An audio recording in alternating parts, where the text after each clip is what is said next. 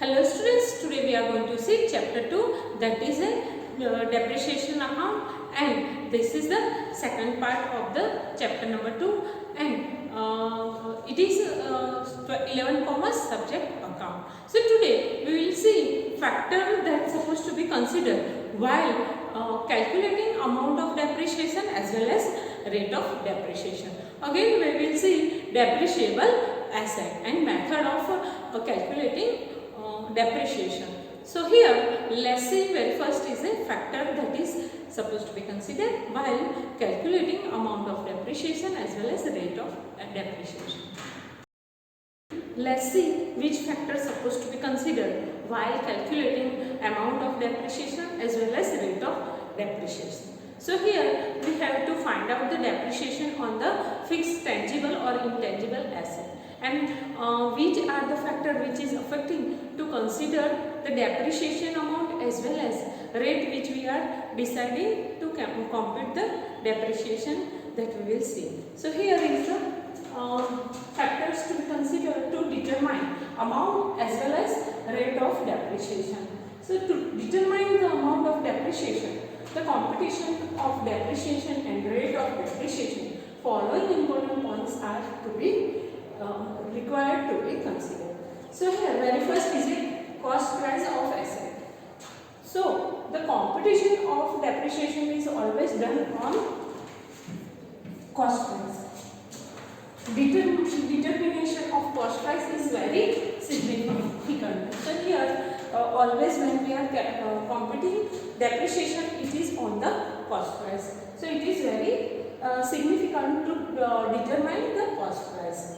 So during the determination of cost price of the asset, transportation cost or installation cost, and so here when we are purchasing new machine, transportation cost of that machine or installation cost, that is included. And when we are purchasing the old machine or old asset, so at the time of that the expense incurred to bring the asset in a usable form are added to the purchase price. So here asset can be purchased two ways, new asset as well as old asset, that is called second hand asset.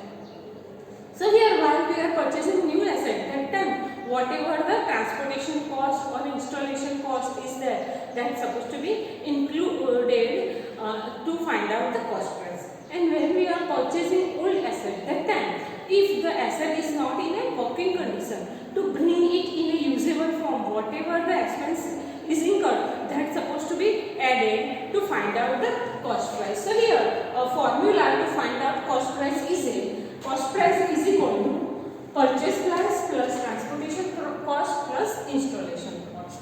And if the old asset is purchased, then the cost price is equal to purchase price plus expense incurred to bring the asset in a usable form. So here this is how we are supposed to find out the cost price of an asset. Now the second important factor is the estimated life of assets. So at the time of finding out depreciation or rate of depreciation, the second thing that we are supposed to keep in mind is the estimated life of asset. So the time period for which an asset can be used efficiently is known as estimated life of the asset.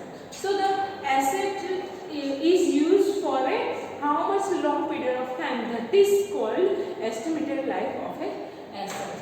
During the determination of estimated life, technical aspect.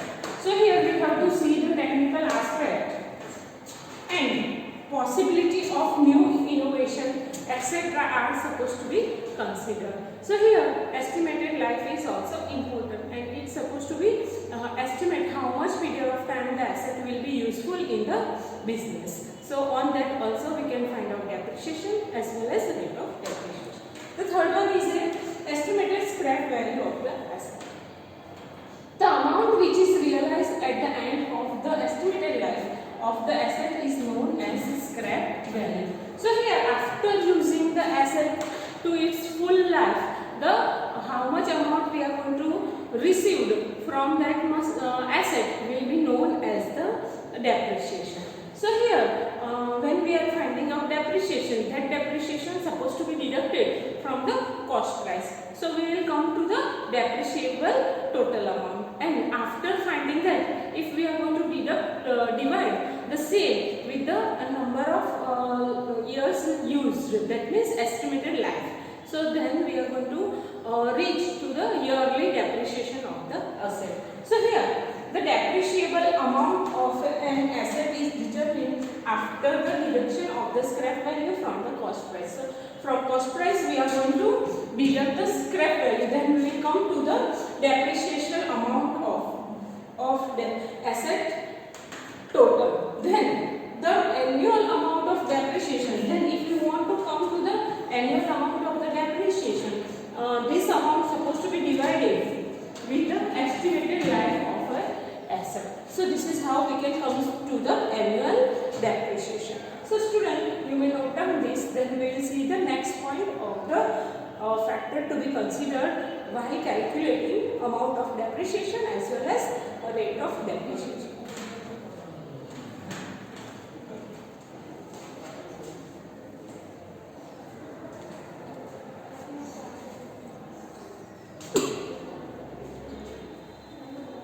Let's see factor to be considered for the depreciation amount as well as rate of depreciation. So here our next factor is a use of asset. The efficiency of any assets depend upon its use. So higher the use of the asset, the higher the amount of depreciation is chargeable. It means the life of asset is depend on the use of rather than its life. So here when we are using the asset more, that asset is going to be write off very early. So here rather than the life of the asset, we have to see that machine or that asset is used for how much time. That is, if we are using too much that asset, then the depreciation will be higher. Here let's say one example. If the production in a factory is 2 shift, then there will be a more use of the factory machine, and we have to depreciate more amount rather than if there will be a 1 shift. So here if there will be a 1 shift, the depreciation amount will be less. If there will be a 2 shift, then the amount of depreciation will be more. So the same way, if we are using the asset more, then we have to provide for depreciation more. So that was 4th. Now 5th one is a repairing and maintenance expense. The estimated life and efficiency of asset is increased if sufficient amount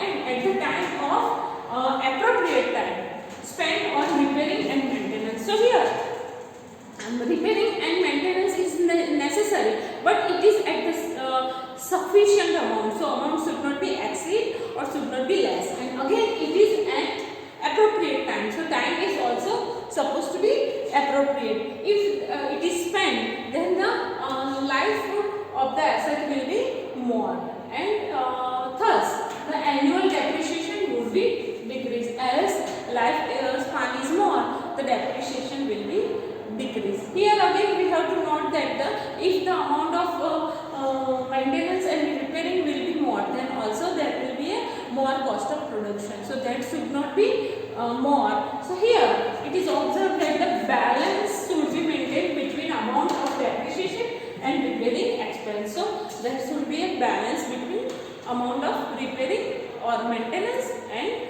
depreciation. The 6th number is the interest on capital employed for the assets. So here when fixed assets are acquired by loan, so if the fixed asset is not acquired with the capital but by loan, and the production is not commenced after the acquisition of the asset, then the interest of the period is added to the price of the asset. So that interest, because the production is not started, so the interest paid on the loan should be added to the cost price of the machine. So that should be noted. The next one is a new innovation and research. Continuous new innovation and research are taking place in present time. So after some time, asset become isolated. So here, because of new innovation, old asset become obsolete. So that should be keep in mind while there is a calculation of depreciation.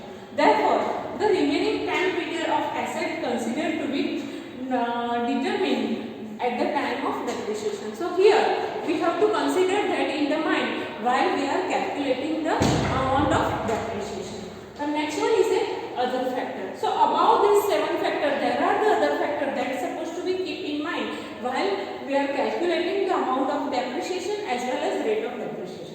And then other factors are, so beside above mentioned factor, the objective of use of asset, possibility of market price reduction, then the possibility of accident, natural calamities, etc. are essential to be considered for the depreciation. So these are the other points that is supposed to be keep in mind while calculating amount of depreciation as well as rate of depreciation. Students, you may note down this, then we will see which are the assets that are supposed to be depreciated and which are the assets for the depreciation should not be calculated. So that is called depreciable asset. That we will see next.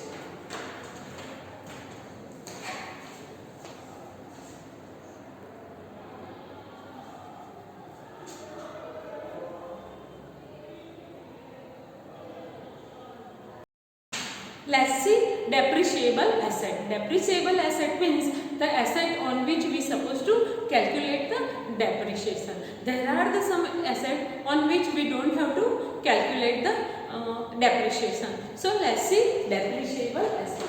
There is a reduction in the value of some asset due to their limited life. So here life of the asset is limited and due to that there is a depreciation on that asset.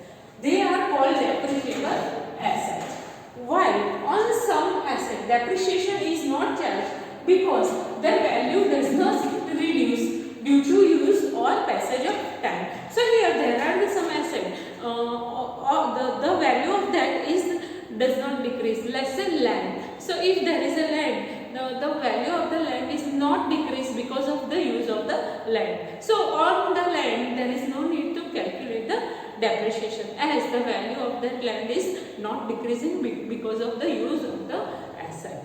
Then, so here there are some following explanation that can say that which are the depreciable assets. So let's see the explanation for the depreciable assets. So here very first is it, asset is purchased for the purpose of use. It means it is not acquired for the sale. If we are purchasing the asset for the use only, on that we have to calculate the depreciation. But if we have purchased the asset for the sale, so on that depreciation should not be calculated as we are not purchased that asset for the use or for the purpose of the business. So for that asset there is no need to calculate the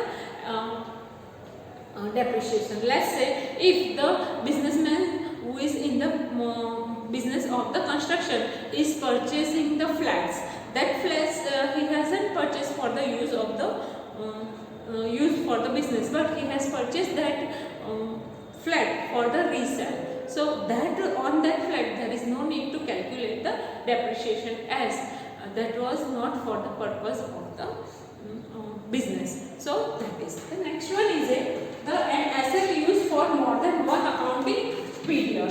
It means asset which is useful for one accounting year is not considered as a long-term depreciable asset. If we are using any asset and that asset is finishing within one accounting year, so that asset is not considered as a depreciable asset. Let's say the license for the computer software, it is for the 1 year. So that whole amount is supposed to be debited to the profit and loss account. It cannot be treated as a depreciable asset and we cannot calculate the depreciation on that. The third one is an asset which has limited life is considered to be depreciable asset. So here, if the life of the asset is not limited, it is if we are not able to calculate the estimated life of the asset, for that we cannot calculate the depreciation.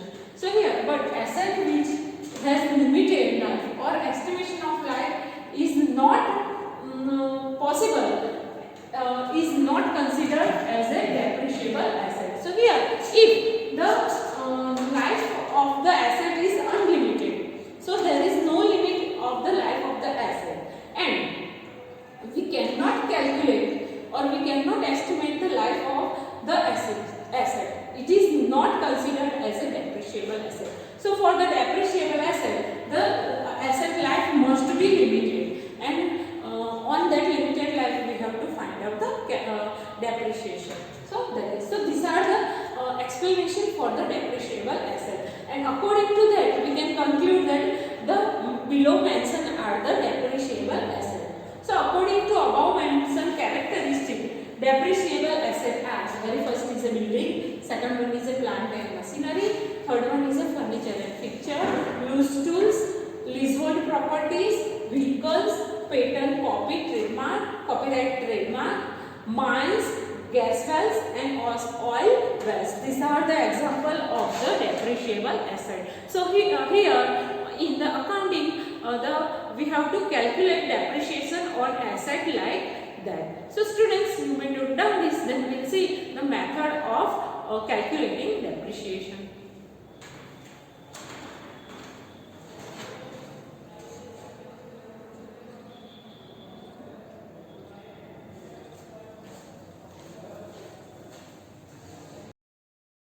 Let's see different method of calculating depreciation. Here, method of depreciation is depend upon the use of assets. So how the asset is used in the business, and what are the other factors that is depend upon the usefulness of the asset. Again, new technology, innovation, and the other factor that is depend on that. There will be a decision can be taken which method of calculation depreciation supposed to be considered. So here there are the 10 methods that on which we can calculate the depreciation. In the very first is a fixed installation or straight line method, where the depreciation will be equal in each and every year of the depreciable life. The next one is a reducing balance method or written down value method, where the value of the depreciation is going to be reduced at the time passed. So these are the two methods that we supposed to see in our this chapter.